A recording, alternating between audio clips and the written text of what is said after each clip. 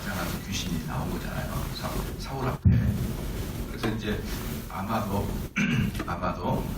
이 여인의 이 여인은 그 귀신과 접하는 여인이잖아요. 그 귀신과 접하는 여인의 몸속에 들어와서 그 귀신이, 그리고 이제 사무엘을 가장하면서 사무엘처럼 이제 그 여인의 이제 입을 빌려가지고 사울을 막 이제 책망한 겁니다. 근데 사실은 이제 사울이 여기 왔던 이유는 뭐냐 그러면 사무엘한테 좀 살려달라고 온 거죠. 사무엘한테 살려달라, 해법을 달라 이렇게 하는데, 해법은 주기는커녕 저주를 선포한 거죠. 이번엔 전쟁에 어떻게 하겠다는 겁니까? 전쟁에 붙어서 19절 말씀에 보니까, 지난번에 봤던 19절 말씀에 여호와께서 이스라엘을 너와 함께 블레셋 사람의 손에 붙이시리니 내일 너와 네 아들이 나와 함께 있으리라. 여호와께서 또 이스라엘 군대를 블레셋 사람의 손에 붙이시니라. 사무엘이 뭐라고 했냐 그러면은 내일 너와 네 자녀들이 나와 함께 하겠다. 무슨 말입니까? 저 세상에서 나랑 함께 있을 것이다. 다 죽을 것이다. 이렇게 선포를 해놓으니 이 사울이 기겁을 한 거죠. 기겁을. 너무 깜짝 놀랄 겁니다. 20절에 사울이 갑자기 땅에 온전히 엎드려지니, 그 말을 듣자마자 사울은 서 있을 수가 없는 거죠. 더 이상 버틸 길이 없는 겁니다. 완전히 엎드려졌어요.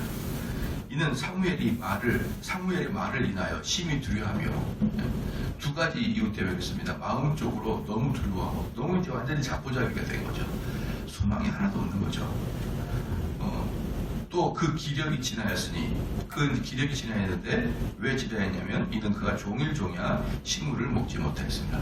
그 하루 종일 밥을 먹지 못했거든요. 아마 여기서 사울이 밥을 먹지 못했던 이유는 뭐냐면 어떤 종교적인 행위를 하는 사람은, 종교적인 사람들은 꼭 그런 게 있습니다. 뭔가 내가 정말 이제 급박한 상황에 처해있다. 그렇죠? 급박한 상황이다. 정말 이건 절벽에 서 있다. 그러면 본능적으로 자기도 모르게 금식을 합니다. 내가 금식을 해야지. 이게 모든 종교성을 갖고 있는, 그게 잘못했다는 게 아니에요. 그게 모든 종교성을 갖고 있는 사람이 공통적으로 아주 급박한 상황이 나면은 내가 하나님 앞에 금식을 해야지 라고 마음을 먹는 것처럼, 그렇잖아요. 일반 종교들도 뭔가 이렇게 큰 일 앞에 두고는 금식을 하는 이런 습관이 있었고, 또 사울은 지난번에 우리가 보아서 알듯이 사울이 요나단을 죽일 뻔했던 사건이 뭡니까? 전쟁을 블레셋을 거의 이길 즈음에 전 군사에게 금식을 선포하잖아요. 사울은 전쟁 전이나 아주 중차대한 일 이전에 금식을 하는 버릇이 있거나, 그렇죠? 아니면 정말 종교적인 마음으로 하나님 앞에 금식을 하려고 했거나, 어쨌든 둘 중에 하나예요. 둘 중에 하나인데 금식을 한 겁니다. 그러니까 종일토록 밥을 못 먹었죠. 그 다음에 이 접시 초본자, 이걸 초본이라고 하잖아요. 접시자가 사무엘을 불러내려고 그러면 금방 오는 게 아니라 어때요? 엄청나게 오랫동안 뛰고 막 쿵쾅거리고 음악을 틀고 그래야 접신이 되잖아요. 그렇기 때문에 그 접신하는 과정에서 엄청나게 기력이 세해진 거죠. 이 사울도. 그런데다가 보편적으로 접신하는 사람들은 그저 접신하는 게 아니라 향을 피워놓고 접신을 하거든요. 그러니까 이런 것들이 완전히 사울을 쓰러지게 해버린 거예요. 거의 기력을 잃고 푹 쓰러져 버린 겁니다. 푹 쓰러져 버린 거예요.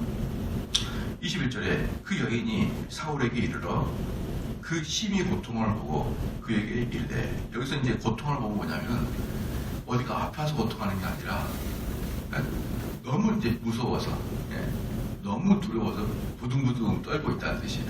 너무 무서워서 부둥부둥 떨고 있다. 고통을 보고 그에게 이르되 여종이 왕의 말씀을 듣고 나의 생명을 아끼지 아니하고 왕이 내게 이르신 말씀을 청종하였으라오니.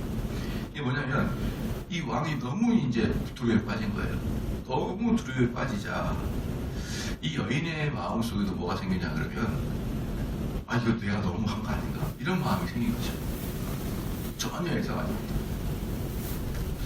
옛날에 제가 청년부를 담당할 때 하도 대학만 이름을 올려놓고 공부도 안 하는 애들이 많았을 때가 있어요. 그럴 때 이제 제가 어떤 그 성공보다 뭐랬냐 그러면 그때는 이제 그런 게 아주 좋은 걸 줄 알고 했죠. 그 대학 졸업장이 요즘 뭐가 필요했냐? 뭐가 필요했냐? 실력이 중요한 거 아니냐? 그 졸업장을 보고 이제 어떤 그 회사에 사람들이 사람을 뽑을 때 이제 졸업장을 보고 뽑는 시기보다는 그 사람의 실력이 중요한 거 아니냐 그렇게 얘기했더니 어떤 자매가 목사님 저 학교 그만둘랍니다. 그러고 찾아왔어요. 아이 그건 지나치는 거 아니냐 이제 제가 그렇게 생각했는데 근데 지금 여인도 지나치다고 생각했던 거예요 자기가. 이거 너무나 이제 큰 일이 발생되고 이러다가 왕이 죽을 것 같거든요. 그러니까 이 여인이 덜컥 겁이 난 겁니다. 덜컥 겁이 난 거니 뭐라 했냐면 봅시다. 이 여종이 이르되 여종이 왕의 말씀을 듣고 나의 생명을 아끼지 아니하고 왕이 내게 이르신 말씀을 존중하였으니 이건 왕이 나에게 명령을 해서 내가 생명을 걸고 한 겁니다 이렇게 한 거예요. 왜 생명을 걸고 하는 거냐면요, 이것도 두 가지 이유가 있습니다. 이렇게 초혼을 하면서 귀신에게 접붙이는 당한 사람들은 그만큼 자기의 기력이 빠지는 거거든요. 두 번째는 뭐냐 그러면 이 사람이 사고리잖아요. 왕이지 않습니까? 왕이지 않았단 말이죠.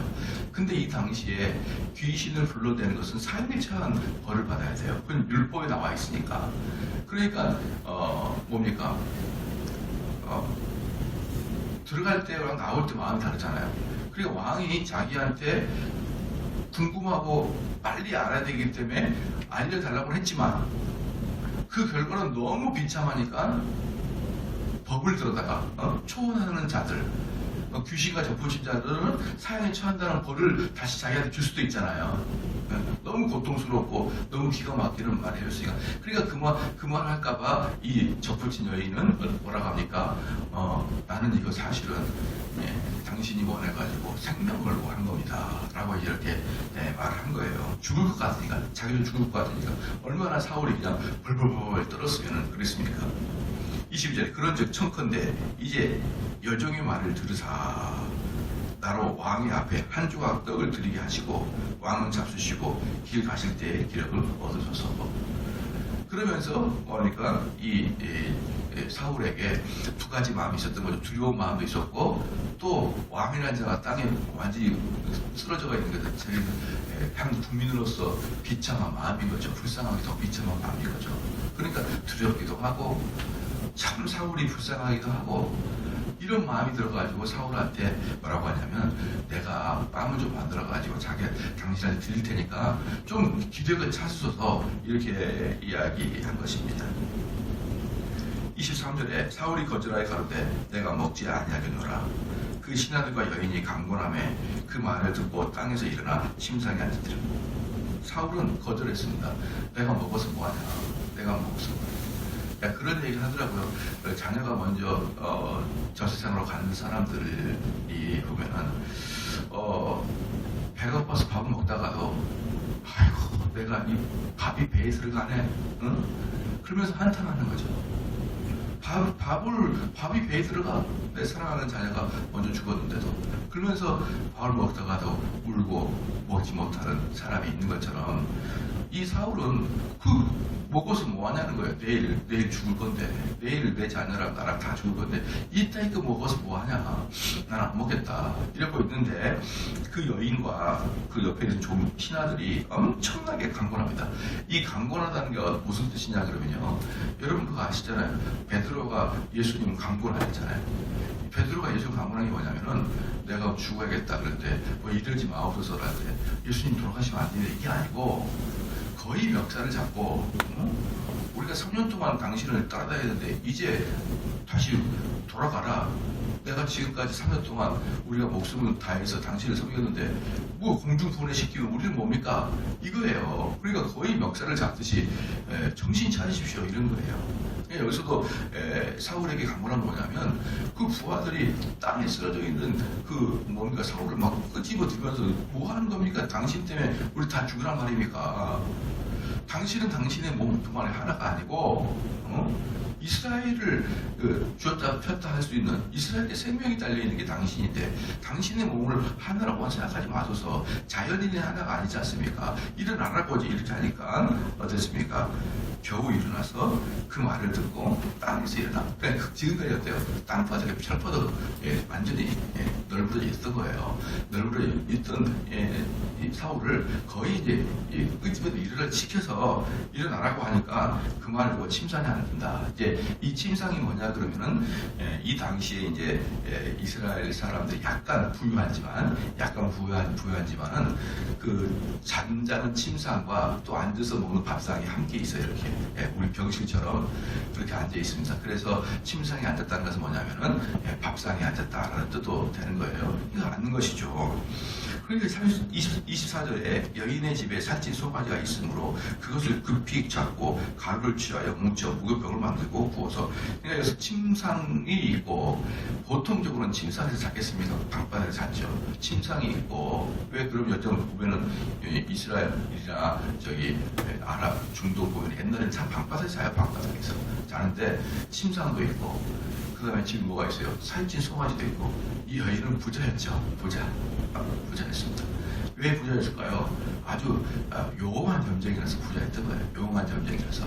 그러니까 그동안에 몰래 용한 점쟁이 짓을 많이 했던 거죠. 많이 했던 겁니다.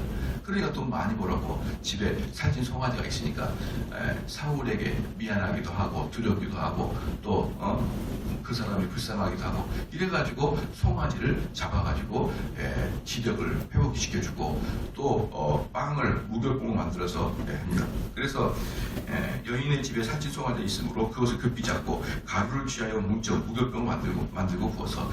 이 무교병이 뭐냐 그러면은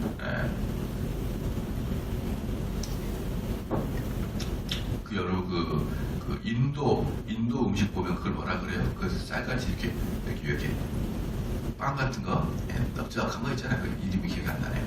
그게 무교병이에요. 그게. 그래서 밀가루 반죽을 이렇게 가지고 그 화덕에 붙여면 어때요? 그게 이제 열로 이제 익으면 곧 뜯어서 이렇게 먹는 거, 뜯어서 이렇게 찍어서 먹잖아요. 그걸 무교병이라고 해요. 그걸. 그러니까 그렇게 무교병을 만들어가지고 급히 만들어가지고 구워서 사울 앞에와 그 신하들 앞에 드리니 그들이 먹고 일어나서 그 밤에 가니라. 그래서 재밌는 게 뭐냐면 여기 전체에서 사울이 버림을 받을 수밖에 없는 이유가 딱 있어요. 전체에서. 뭡니까? 그렇게 기력이 쇠하고 그렇게 널브러졌을 때 사람들이 좀 기력을 찾으려고 먹으러 가잖아요. 그럼 먹고 기력을 찾고 갔단 말이에요. 이것은 일반인이죠. 하나님의 사람은 이때 회개해야죠. 이때 회개해야 되는 거예요. 우리는 20절부터 25절까지 하나도 이상함을 발견하지 못하잖아요. 그냥 일반 평범한 이야기잖아요. 그런데 이 평범한 이야기에 있는 이유는 뭐냐면 마지막 사울에게 결정적으로 회개할 기회를 주신 거예요. 그 무당을 통해서도 회개하라. 그런데 그때 마지막에서도 결국 사울은 회개하지 못하고 기력을 되찾고 돌아가 버립니다. 이게 바로 여러분, 바로 버림받은 자의 특징입니다. 버림받은 자들은 회개라는 게 없어요. 회개라는 게. 자기에게 오는 벌에 대한 두려움은 있죠. 자기에게 오는 공포는 누구에게나 있죠. 근데 그 두려움과 공포가 회개로 끌고 가지 못하고 완전히 자멸해버리든지 놀래가지고 자멸하든지 아니면 다시 힘을 얻어서 그래 내가 이러면 안 되지 스스로 마인드 컨트롤 해가지고 일어나가지고 또 열심히 살아가는 거예요. 이 사울에게는 두 개 다 있습니다. 자멸할 마음과 다시 기력을 찾는 마음. 사랑하는 성도 여러분, 이게 일반인들의 모습이 이게 아니고 뭐가 있습니까? 다 일반인의 모습이에요. 그러나 하나님의 사람이란 어때요? 하나님께 매달려서 우리 아들 살려주십시오. 이 세상에는 하나님이 용서 못할 죄가 없어요. 우리가 진정으로 하나님 앞에 무릎 꿇고 하나님 붙잡으면은 하나님이 언제든지 어느 때든지 십자가에 돌아가는 옆에 있는 강도의 죄도 용서해 주듯이 언제든지 하나님은 용서해 주시는데 이런 식으로 끝까지 자기를 회개하지 않고 죽음으로 그냥 자기를 몰아넣을지언정 불구더기로 자기를 쏟아 붓는지언정 하나님 앞에 진심으로 회개하지 않습니다. 이게 바로 하나님께 버림받은 자의 전형적인 모습인 것이에요. 그래서 우리는 정말 고질스럽게, 정말 아집스럽게 내가 잘못한 게 뭐가 있어? 항상 이렇게 말하는 분들이 많아요. 내가 잘못한 게 뭐가 있어? 제가 더 잘못했지. 전애들이 나를 더 흥분시켰지. 이렇게 하면서 어떻습니까? 그 사람들도 자멸하거나 너무 사람들이 나를 괴롭혔기 때문에 내가 너무 기분이 나빠서 자멸하거나 한참 자멸하다가 내가 그 사람들 때문에 내가 이렇게 힘들어할 필요가 없지. 밥을 딱 먹고 힘을 또 얻고 다시 또 들소처럼 들이받는 거예요. 이러한 모습들이 정말 불신자들의 전형적인 모습인 것입니다. 하지만 성도들은 어떻습니까? 조금이라도 이상하면은, 조금이라도 뭐가 불안하면은 하나님께 매달리고 하나님 앞에 내가 무엇인가를 잘못하는 것을 깨닫는 그러한 신앙의 형태를 가지고 있는 것이에요.